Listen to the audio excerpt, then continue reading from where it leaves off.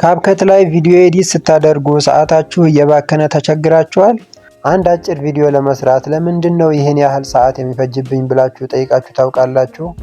ዛሬ ካፕከት ላይ ኤዲት ስታደርጉ ጊዜያችሁ ጨርሰው ለድካም የሚዳርጓችሁ ሁለት ትላልቅ ስህተቶችና እነሱን በቀላሉ የምንፈታባቸው ሁለት ወርቃማ መፍትሄዎች እነግራችኋለሁ። የመጀመሪያውና ዋናው ስህተት ብዙ አጫጭር ቪዲዮዎችን ካፕከት ላይ ኢምፖርት አድርጎ ኤዲት ለማድረግ መሞከር ነው። ለምሳሌ የአንድ ሰዓት ቪዲዮ ለመስራት ፈልጋችሁ 10 ደቂቃ ያላቸው 6 የተለያዩ ቪዲዮዎችን ቀርጻችሁ ወደ ካፕከት ስታስገቡ ታይምላይኑ ይጨናነቃል። የትኛው ጋር እንደረሳችሁ ለማወቅ ግራ ይገባችኋል። ይህ ማለት ካሜራችሁ ከፍታችሁ የመጀመሪያውን 10 ደቂቃ ከቀረጻችሁ በኋላ ቪዲዮ ሙሉ በሙሉ ስቶፕ አድርጋችሁ ከመውጣት ይልቅ የፖዝ ምልክቷን መንካት። እረፍት ወስዳችሁ ቀጣዩን ክፍል ለመቅረጽ ስትፈልጉ ደግሞ ሬዚዩም በማድረግ ቀረጻችሁን ትቀጥላላችሁ። በዚህ መንገድ 6 የተነጣጠሉ ቪዲዮዎች ከመሆን ሁሉንም በአንድ ረዥም የ1 ሰዓት ቪዲዮ አድርጋችሁ ማውጣት ትችላላችሁ።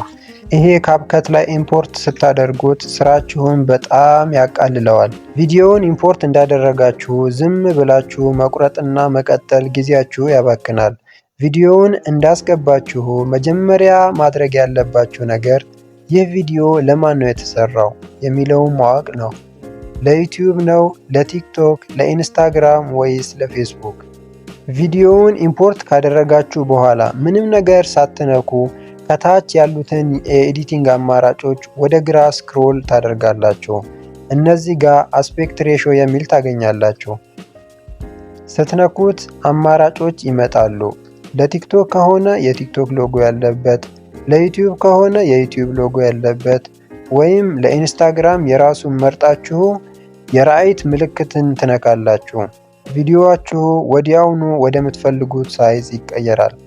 ከዛ በመቀጠል እንደገና ወደ ግራ ስክሮል በማድረግ አጀስት የሚለውን ትነካላችሁ። እዚህ ውስጥ የቪዲዮዋችሁ ውበት የምትጨምሩበት ነገሮች አሉ። እንደ ቪዲዮዋችሁ ሁኔታ ብራይትነስ፣ ኮንትራስት፣ ሳቹሬሽን፣ ብሪሊያንስ እና ቴምፕሬቸር እንደምትፈልጉት ታስተካክላላችሁ። ይህንን መጀመሪያ ላይ ማድረጋችሁ ሙሉ ቪዲዮ እኩልና ያማረ ከለር እንዲኖረው ያደርጋል። ይህንን ካደረጋችሁ በኋላ ወደ ኋላ ትመለሱና ቪዲዮ ሰሌክት አድርጋችሁ ፕሌይ ታደርጉታላችሁ።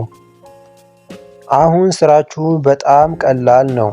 ቪዲዮውን እየሰማችሁ የማትፈልጉትን ወይም የተሳሳታችሁበትን ክፍል ብቻ ስፕሊት እያደረጋችሁ ድሌት ታደርጋላችሁ።